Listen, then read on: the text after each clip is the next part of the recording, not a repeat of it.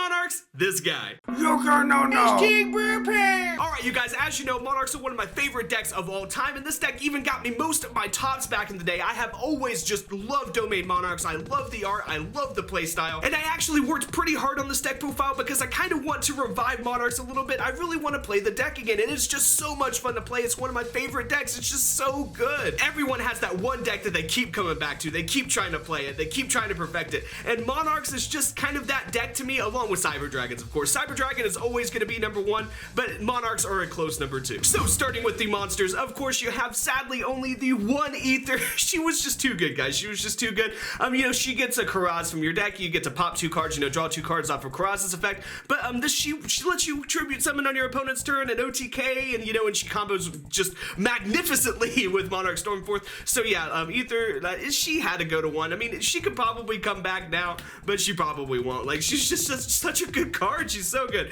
And her partner in crime is Erebus, the Underworld Monarch. And this is your non-targeting spin. This gets around everything. It's a non-targeting spin, plus, you know, it dumps the Monarch spells and trap cards into your graveyard, which you want. You know, you want that Pantheism in the grave. You want that Prime in the grave. And Erebus, you know, these guys do that for you. And Erebus is probably the MVP of the deck now, you know, just because it is just a non-targeting spin. It is so good. And plus, you know, that 2800 attack is not bad either. It's just not bad either. And nowadays, back in the day, you never had to play this, but these days, you know, since Monarchs are hit, you have to play the 3 Vanity Sphenes. I say these days like it happened not too long ago, but I mean, I just feel like Monarchs, I feel like they've done their time. I feel like they've done their time. I mean, I'm being really biased right now. But anyways, you have to play 3 Vanity Sphen because this says no special summons, and this wins you a lot of games single-handedly. Plus, I do play an Allure of Darkness in here, and it is a dark for Allure of Darkness as well as the Erebus's. So this is just really good. In my opinion, you have to play like this exact lineup in every single Monarch deck these days, like every single one of them. The end of this is where it varies. I feel like I play 2 Karaz. I cut the Kaius, the Mega Kaius, because, you know, Gofu got hit to 1. And the reason why Gofu has an impact on me playing Mega Kaius or not in this deck is because if you have to tribute summon for it on your first turn, Mega Kaius, just like old Kaius, I mean, its banishing effect is mandatory. So having those tokens out, you know, for you to be able to banish those was just fine. But since, you know, Gofu is at 1, you can't play 3 Gofu in this deck anymore. I replaced the Mega Kaius with the Majesty's Fiend. I just feel like this right here is the best 10 monster lineup. If I wasn't playing Majesty's Fiend, I would be playing another Karaz, but I really like Majesty's Fiend in the deck now. Majesty's Fiend can just shut down decks, very similar to Vanity's Fiend, plus it is searchable off of Return of the Monarchs, and this thing stops hand traps. This to me, guys, is just the best 10 monster lineup. You can replace Majesty's Fiend with, you know, Mega Thessalos or the 3rd Karaz, or, you know, you could put, you know, Mega Kaius back in here, whatever you want to do. This to me is just the best 10 tribute monster lineup combined with the Kaiser Vorse Raider. The reason why I play 3 Kaiser Vorse Raider is because you can special summon this from the hand, so it's tribute fodder, plus you can tribute summon for it if you want to. It goes both ways.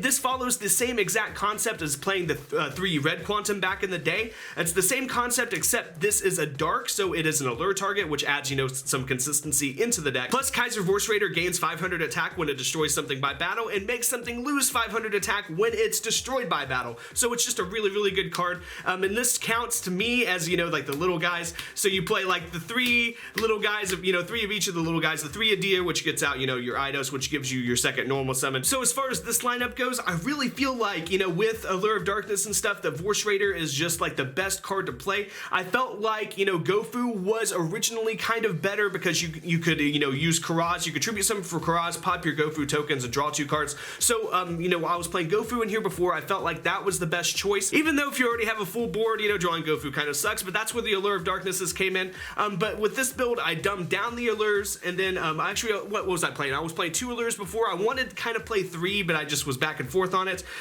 So what I did in this build is I put the Kaiser Vorse Raiders in, cut Gofu completely out, and put Allure to 1. But you guys will see that. You guys will see that. But another thing that influenced my decision to bump Allure down to 1 was the fact that when I did 25, yes, 25 test hands out of those, it was 16 out of 25 test hands. I'm not even kidding. 16 out of 25 test hands. Maxi was just a better card than Allure. So in the last Monarch deck profile, my argument for playing, you know, 2 Allure of Darkness over Maxi was that, you know, you have a lot of darks in the deck first off, plus, you know, you want to make sure that you get your domain lock, you know, every time. I mean, that's like the deck shtick, you know, it's Domain Monarchs. You have to have your domain up, you have to have the domain lock up. And I felt like Allure of Darkness helped with that, and it does. It really does. But what else I found, and what you know, another thing I was arguing about is I was arguing for Max C in the side versus the main, because if you do get like a Vanity's Fiend out, or if your domain lock is successful, then Max C would be dead in your hand. It'll just be like this dead card, and it didn't like further you along any. But what I found, especially against decks like Pendulums and everything, that you want to have that Max C. Purple Poison Magician tears this deck up single-handedly, guys. Single-handedly tears this deck up. It really, really does. So having that Max C to be able to drop on your opponent when they inevitably, out your first turn Vanity's Fiend and stuff is really, really good. And like I said, guys, 16 out of 25 hands. I mean, I'm not even playing. Max C was just the better card, and I don't know why I didn't do that before. So that is all 20 monsters. Now for the spells, this kind of gets, more self-explanatory as we go. You play a 3 domain because this is why you play this deck. You lock your opponent out of your extra deck. You bump your big guys down to 1 tribute, and of course it boosts attacks. So domain of the true Monarchs, probably one of the best field spells of all time. Fantastic card. Return of the Monarchs. You play 3 of this because this searches more Monarchs to your hand, so you can keep tribute summoning and just keep winning. Return of the Monarchs is just a fantastic card, guys. It's a really, really good card. What's probably the best card in the deck now, I'm not even kidding, is Tenacity. And the reason why Tenacity might be the best card is because it searches either Stormforth, which outs, literally anything. Like anything you want to out, Stormforth outs. It's non-targeting. It's great, and you get to tribute summon for, with it. You tribute summon your opponent's monster, and then get out an Erebus, for example, and then do like a non-targeting spin on something else. Like, there's a reason why Stormforth is at 1, guys. There's a reason why Stormforth is at 1. It's not just because of Ether. It's because Monarch Stormforth just alone as a card is just, it's kind of degenerate. It's a non-targeting tribute. It's just really, really good. It's like a kaiju on crack. It's so good. And then Pantheism. So now that I've hyped up Monarch Stormforth enough, all right. So Tenacity, why Tenacity is so good is because it gets you to either Monarch Stormforth when you need it, or Pantheism when you need it. I find that Tenacity going first, if you have especially if you have a Prime in hand and stuff, you want to search out the Pantheism, ditch the Prime, you see more cards and unbrick yourself. That's really, really good. And then if you rip into a Tenacity at the end of your turn, especially if you have an Ether in hand, you want to search out the Stormforth and set the Stormforth and stuff so you can Ether on your opponent's turn. But yeah, it just depends. Like normally I find myself searching out Pantheism, to unbrick and just see more cards and stuff. But being able to search that Stormforth, seeing that Stormforth is also very, very good, especially going second. It's actually phenomenal going second. And this is actually all of your Monarch spell cards. That's all of your Monarch spell cards. For the non-Monarch spell cards, I play 1 Foolish Burial of Goods because sending Pantheism and sending Prime is just really good, especially with Pantheism, because Pantheism, on top of it being draw power, you banish it and reveal 3 Monarch spells. Your opponent adds 1 to your hand. So Foolish Burial of Goods, great card. Any more than 1, it just kind of sucks. I mean, you only have 2 targets for it in the deck, so Foolish Burial of Goods, it's just fine at 1. It's just there to help unbrick you and stuff. Same thing with regular old Foolish Burial. This is here just to help unbrick you. Sends a Erebus or a Dia to the graveyard. A Dia will get a banished Monarch spell card back to your hand, from the banished pile. And then if you are short, a Monarch, like a tribute summon Monarch, you can send Erebus to your graveyard off of the Foolish Burial, then use Erebus's effect in the graveyard, and then pitch a Monarch spell or trap card from your hand and get the Erebus. So Foolish Burial is also just another unbricking card. Honestly, like the spells that aren't Monarch spells are really just unbricking cards, like consistency cards, like Reinforcement of the Army, which searches out a Dia, 1-for-1, which gets out a Dia so you can get out Eidos, Upstart Goblin because it's a draw card, of course, and then the last card, Allure of Darkness, because you play 12 darks in the deck. 12 darks in the deck. 1 Allure of Darkness just kind of gets you there. This card really, really does get you there. Like, it really can. I really like this card. I really would like to play, some sort of, if the format, came up, and things changed, I would really like to play some sort of dark Monarch build with like 3 of this card, but I don't feel like now is the time.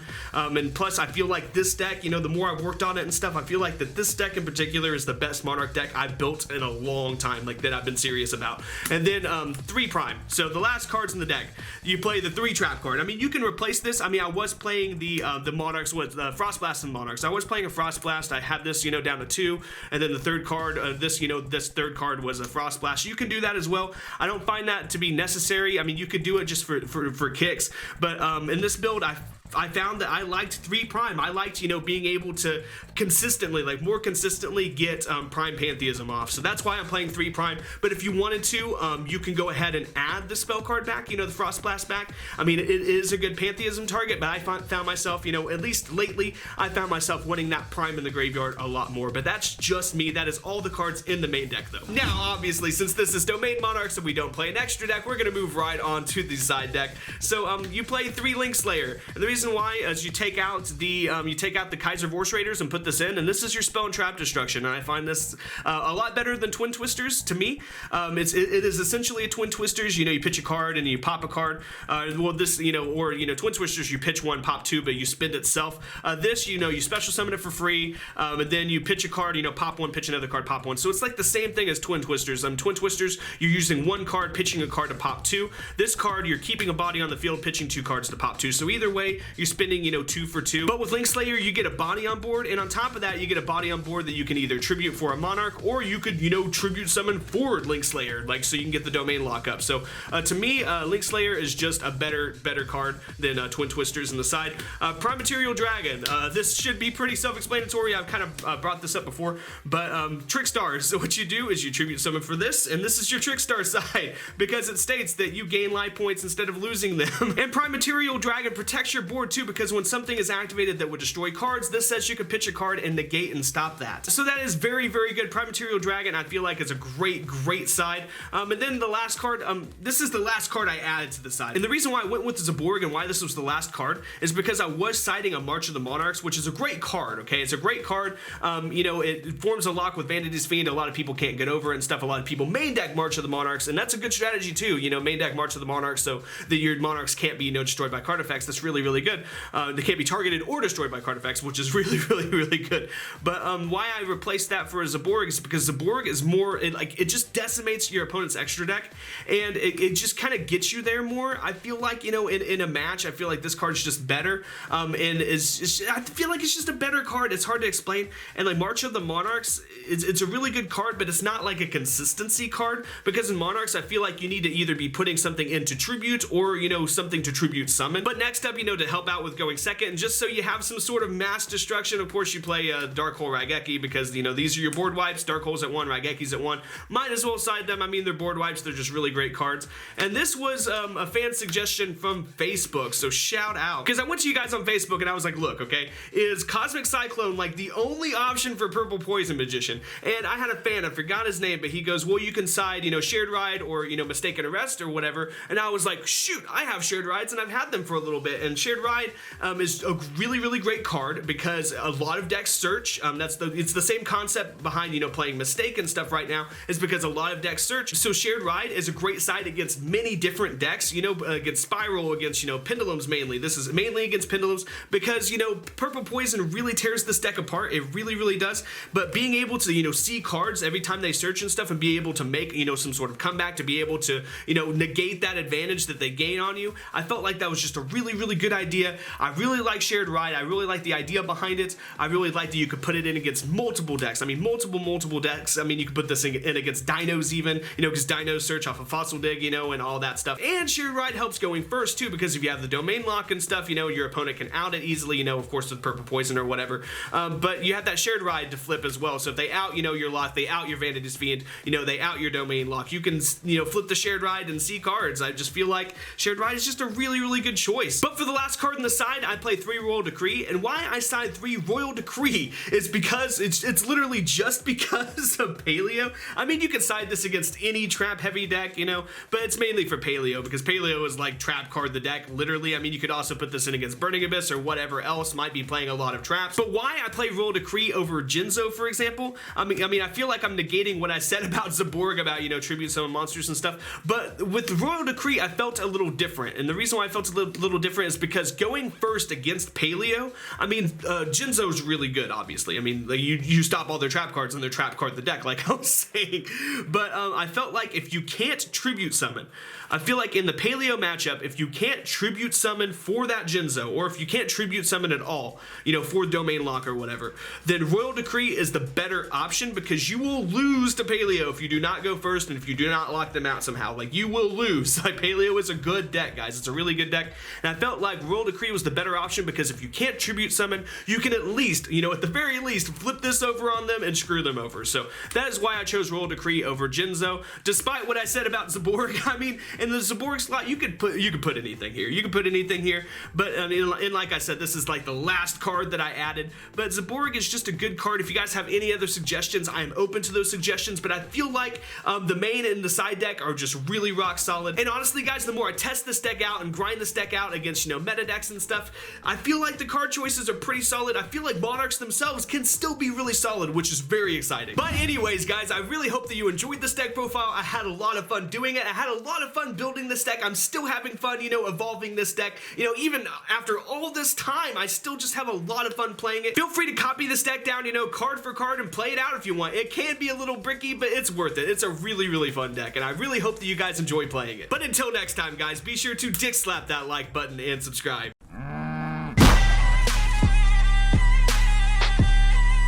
Subscribe!